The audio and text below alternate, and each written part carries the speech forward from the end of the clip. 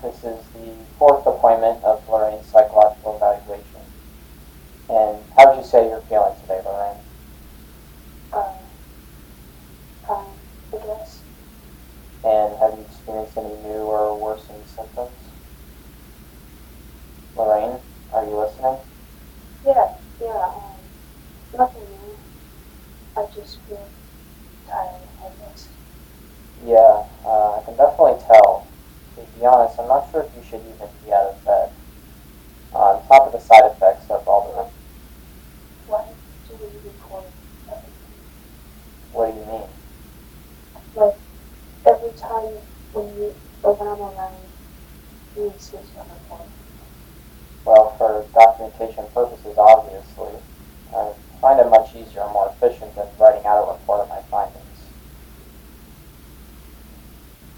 So, have your meds been helping? If they aren't, then I really need to know so we can try a different angle of treatment. The time frame here is crucial. We don't want to risk permanent damage occurring. Lorraine! What? Sorry, what? God fucking damn it. I'm sorry. I don't think it's gonna work today. Yeah, let's wrap things up. You need to go home and rest ASAP.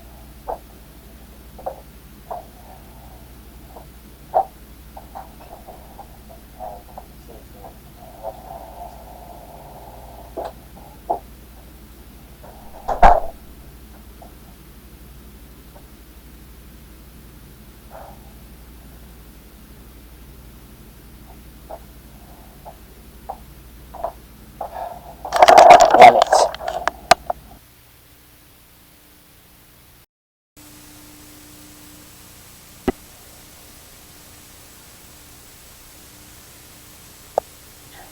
So, it's been 3 days. Everything I found on the day of ice is at a dead end. There's no mentions or verified text about the group. And all of their churches are either abandoned or riddled with vagueness. To be honest, it's starting to feel like I'm just going in circles.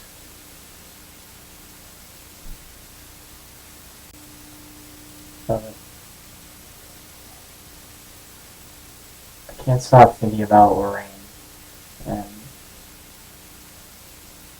what she said during our first appointment.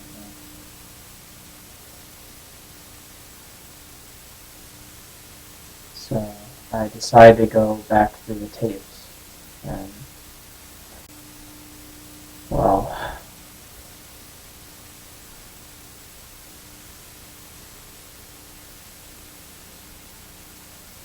I'm not going to bother trying to explain it, so I'm just going to show you.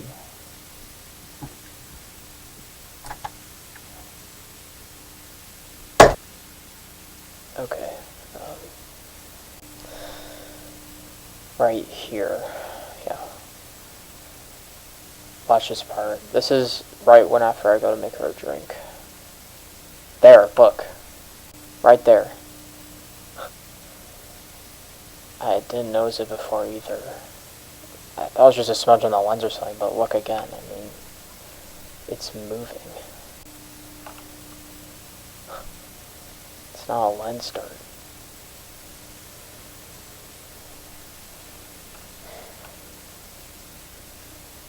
I mean, it looks like an eye, doesn't it? Okay, there's some other things.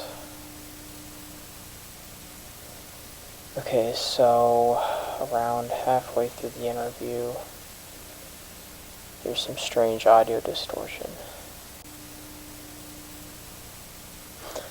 Listen to the audio when she gets pissed here. It gets like garbled, like it sounds like the mic's picking up something else here. Did you experience any symptoms after your fall, like stutter of speech, memory loss, or trouble walking? Did you ask me if I had brain damage? answers me when you walk out the door, asshole. Okay. Look, I don't think you're crazy.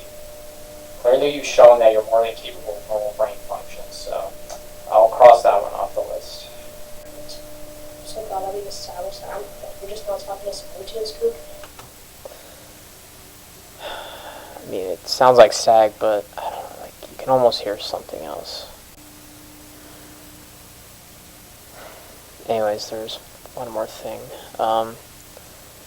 This took me a couple of rewatches to notice. I usually didn't watch the very end. There, though, you can see it for a moment.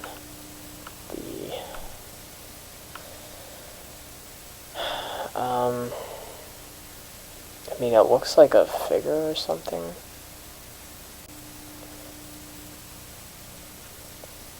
I mean, it's not pareidolia, it's not compression. That's someone, or something. And I think she knows it's there.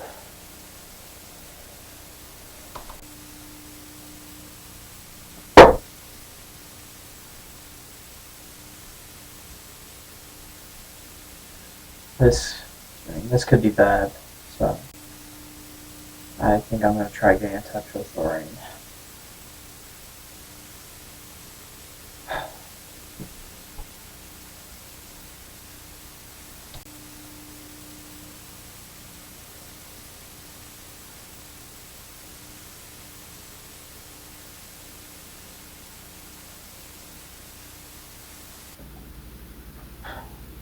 Okay, Lorraine, so when you say that you've been feeling the same, are you being 100% honest with me? Yeah, I still feel tired. And you still hear the voice that we talked about? From time to time, yes. So, why are you in today? It's been less than a day. Why are my symptoms being different? Well, the thing is, I've come across something quite unnerving related to your case. I think that it might explain some of the uncanny experiences we've been experiencing lately, and hopefully it'll bring some sense to the disarray you've been going through. You mean something that explains what's been happening to me? Perhaps, or at least the start to understanding. Here. Take a look at these photos and tell me what stands out to you. Are you telling me what I should be looking at? Okay, so in each of these photos, there's at least one anomaly that's unexplainable naturally. So you're saying something supernatural? Yes, I believe so. Look, in this first photo, we can see a shadow that has an unknown origin of physical geometry, which basically just means that there's nothing in this shot that could be casting a shadow like this. And in this one, we can see many apparitions of eyeballs appearing out of nowhere on the wall behind you. I mean, all this is caught on my camera. I can't make any of this shit up. Really? Yeah, I'm pretty sure they are. Oh, man. That was going nuts. I thought the seeds online were falling apart, but maybe after all, there is some kind of an explanation. Let me get this straight. You've been seeing moving shadows and eyeballs on the goddamn wall, and you didn't tell me about it? Sorry, Finn. I didn't want to believe it. I couldn't handle the idea that my own mind was turning against me, so I tried my best to ignore it. Jesus. You really should have told me. It's sorting this all out a lot easier. Look, try to be more transparent. Okay, well, any other things you've been seeing then? Yeah, I saw this thing last night, like a tall shot of silver. Just danced there, like a sleep. Wait a second. Wait. Did it look something like this? Yeah, it introduced this weird phrase to me. It said something like, dust and emergence, and like a night creature that's to see the guns. Wow. Must be either really fun or goddamn excruciating annoying with Dr. Seuss up in my mind. It must be excruciatingly annoying repelling people with their god-awful quips. And I thought that you said what I'm seeing here is actually real. First of all, I don't repel people. Uh-huh. Second of all, okay, yeah, that was kind of rude. Yep, so what's the prognosis then, Dr. House? Well, based on personal experience and assuming that all this is tied to reality, my best guess is that whatever you're seeing is known as a higher being. Yeah, like an angel, I guess. Why would an angel be talking about this? Well, in my faith, I've been praying recently for guidance and help in your case. I've been praying to the Lord that He will grace us with a solution to your problems. Gee, that's really generous, I suppose. Look, all I'm saying is that going forward, just try to have an open mind with this thing. Give your ear to what it tells you and your mind to whatever it says. I don't know, Finn. I just find this all a little creepy that this thing is showing up in my room while I'm trying to talk. I know, it can be strange, putting our faith into something we can't see or fully understand. But that is exactly the point. God wants a relationship with you built on trust. And I promise He's not going to let you fall and get hurt. That's entirely what faith is about. What, so you want me to pray or sing a hymn or something? Sure, yeah, start with a simple prayer asking for help, and then just keep an open mind to any response. Sure, no problem. Alright, I think that's everything. Yeah, we'll talk soon.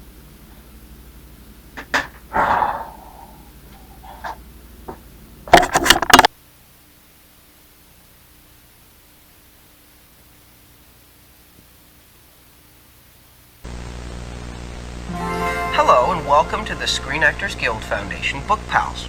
My name is Sean Astin, and I played Sam in Lord of the Rings. I love to read, especially to kids. I have a daughter whose name is Allie, and she loves it when I read to her.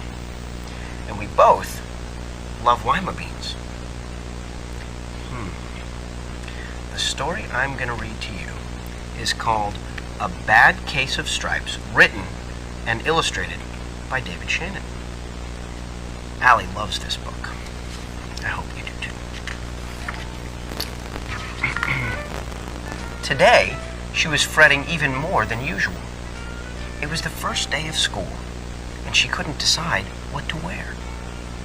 There were so many people to impress. She tried on 42 outfits, but none seemed quite right. She put on a pretty red dress and looked in the mirror. And then she screamed.